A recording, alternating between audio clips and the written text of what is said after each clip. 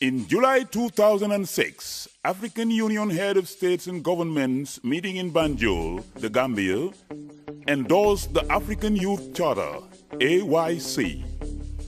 The African Youth Charter came as an institutional and legal response to youth development and empowerment in Africa. It has been a request from the African Union Commission, mainly the chairperson at that time, who was Professor Konari, who wanted to have a legal document for the young people to give credibility to the young people's action, young people's program, and that legal document was missing. We never had anything like that before, so anything we have to do on young people must start from the elaboration of that charter. The Charter is a political and legal document which serves as the strategic framework that gives direction for youth empowerment and development at continental, regional, and national levels. The Youth Charter forms the basic minimum standard. It is the pedagogic and the legal framework that gives young people their rights, their responsibilities, and also enshrines their freedoms. So basically, it is a tool, a potential tool that African youth can leverage to be able to inexorably increase that which is their right, that which is what they deserve. They can hold their governments accountable. They can hold the African Union Commission accountable to things that have been highlighted there. African Youth Charter set the grounds for action, and the action is in each one of the articles of the Charter.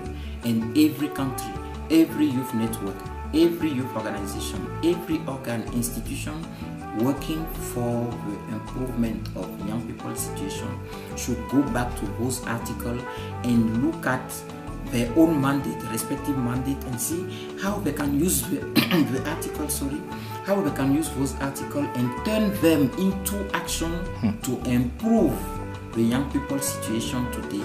The African Youth Charter advocates for quality education for all, and when we were doing our applications, if you go on our website, you discover that when we're making the call for application, we put there that the age limit, we use the charter to set our age limit, and that's saying that there is a youth bulge on the continent. Africa is the youngest continent, and we need to educate our youth to the highest level possible.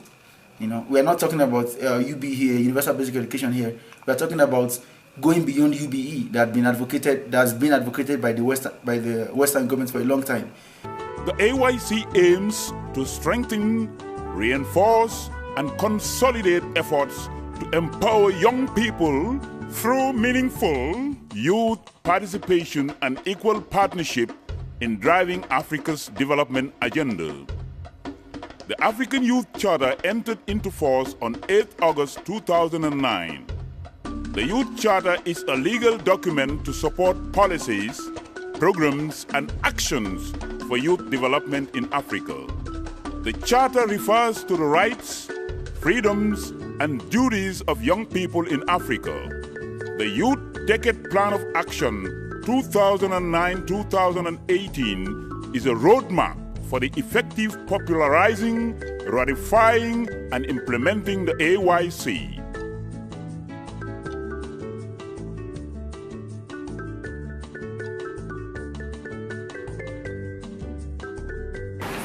Do you know about the African Youth Charter? No, I had never heard about the African Youth Charter. Looking at the African Youth Charter, young people have learned from other countries how they have used ICT to mobilize support for the ratification of the Charter in their country. And so we're going to use that as an opportunity to allow other countries to also pick best practices from, so that they can pile pressure on their government to be able to ratify the Charter, domesticate, and also start to implement. In fact, the African Union has said the African Youth Charter has recorded tremendous support, because there has not been in the history of the African Union any charter that has been signed by this high number of government in such a short time.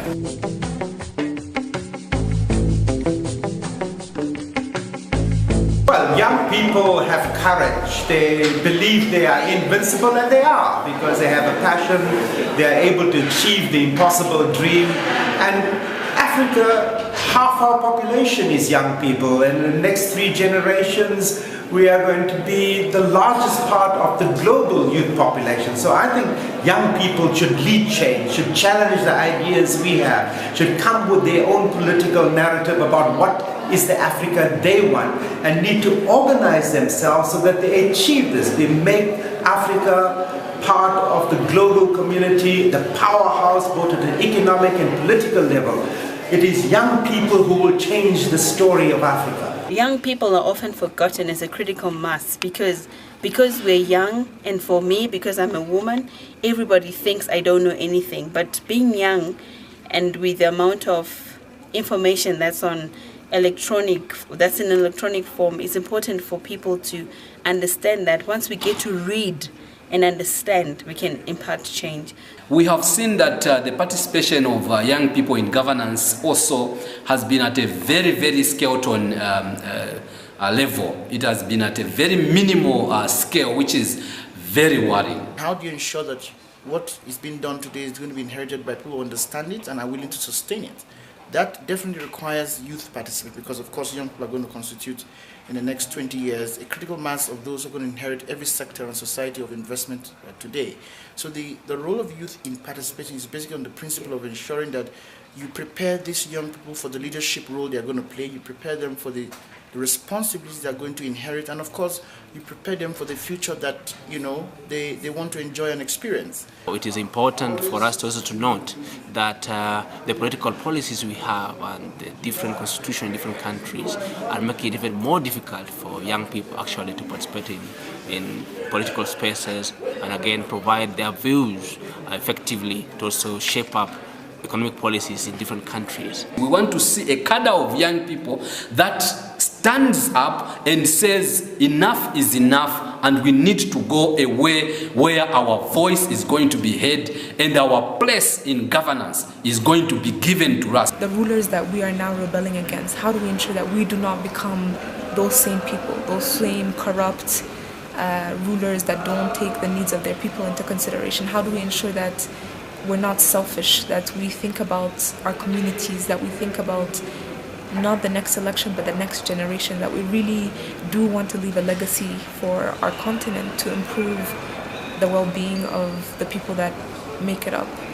You have to recognize that most of our adult political and business leadership have run out of fresh ideas.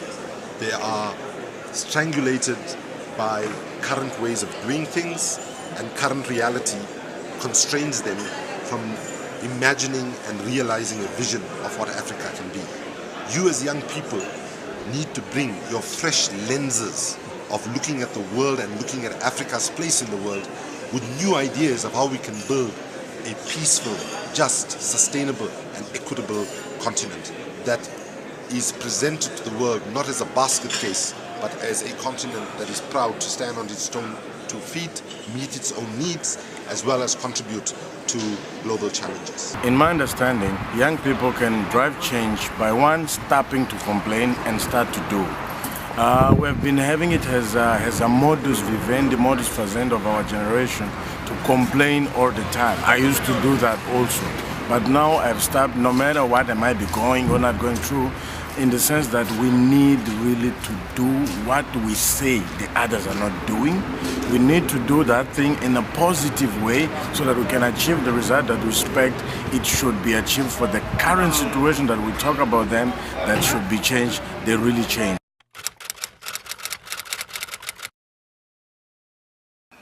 Well, that's an interesting question. No. Problematic in the sense that they sit down and wait governments to give them and feed them and offer solutions to them, yes. But problematic in the sense that they are looking after their rights, demanding for their basic minimum freedoms, no. Youth are not a problem. Youth are a bountiful resource. It's a youth bulge. I mean, when you look at the actual number of young people that we have, if that force is unleashed on the African continent, Africa, which is already growing at a very fast rate, will quadruple this growth and will create employment for its people. Young people are not problematic. Young people are an energy to be harnessed by the continent. Young people are very vibrant, they're very creative, so that means if that space is not given to them, they would take it by themselves. But when they start taking and claiming their own space, it might not be what the decision makers and the, let's say, the elderly would really wish to see. The African youth has been starved. They've been starved of education, of medicine, of good living, of a certain quality and dignity of life that's desirable for every young person. So I say the other way around. They are just like every other young person or young people around the world agitating for their rights. I don't think that young people are always vulnerable in the ways that they are represented. Neither do I think that they are always problematic in the way that they are represented. The only solution would be in this case to work hand in hand in a participatory manner, and not to say youth can create solution or adults can create solution, but that intergenerational dialogue would probably be the only real solution for the continent. I believe that young people are a solution. They are a solution to the problems Africa is facing, from drought to poverty to rapid urbanization to lack of employment. Young people have inventions and innovative ideas that can actually change the paradigm of the Sustainable Development Agenda.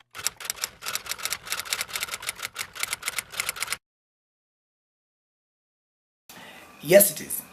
No, the African Youth Charter is not a solution to the problem. It's not the solution, it's part of the solution. If I say African Youth Charter is the solution, that means when we have a document, we can go and sleep. Or if I can say ratification of the African Youth Charter is the solution, we ratify, so the work is done, we can go and sleep. But if we sleep at that time, nothing will happen. So I can say that the African Youth Charter is a starting point, is a cover, a legal cover we are giving to the youth. The only way that the charter will make sense and address the problems is if countries demonstrate the political will and put the money down in order to make sure that young people are empowered and are able to deal with all of the challenges that they face as they transit from their childhood to adulthood. There is nothing really called the youth problem. What there is the challenge of growing up in Africa young. And the Charter seeks to define what the minimum standards must be for anyone who lives in Africa as a young person. To say anything below this standard, it means that you have been abused, discriminated, or underserved in your social contracts as a citizen of the continent and the nation.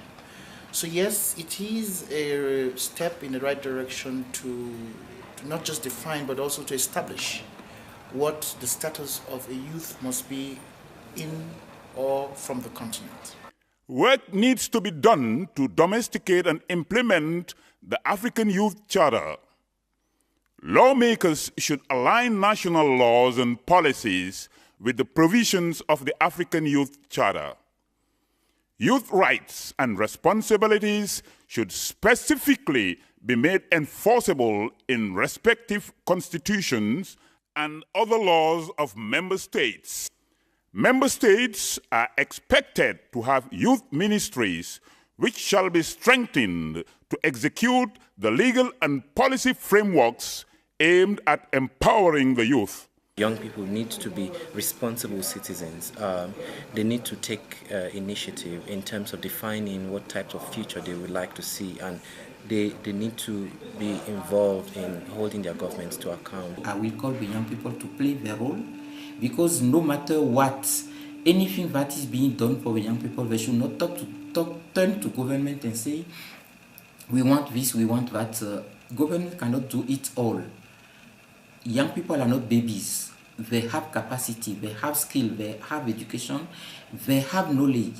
Many at times, young people have been sitting down and asking their governments and demanding things from their governments. But yet, they need to know that they are also actors. They are also key instruments that can actually bring that change. So that way they will be facilitating the easiness of actually implementing this youth charter among member states by offering these solutions. The key to our activism is, instead of agonizing about all of our problems, is that we really do need to be organized, as cliche as that sounds, and use the resources that we have at our disposal. Any convention, any instrument that is ratified, signed, and put in the drawer doesn't help our population, doesn't help our people. Implementation is the main thing. And what I'm saying now is not just the charter, even African decision we are making adopted by head of state at every summit, the declaration, anything that is adopted need to be implemented. If we are not implementing, we are not moving forward regarding development of this continent. So implementation is something very, very important. Every individuals, every country, every government should look at closely the implementation level and see what do we do to change this status of today to a different status tomorrow, which is better than what we leave behind. Arise, young champions, take up the challenge, realize the dream, the future is now. The future is now. The future is now. The future is now.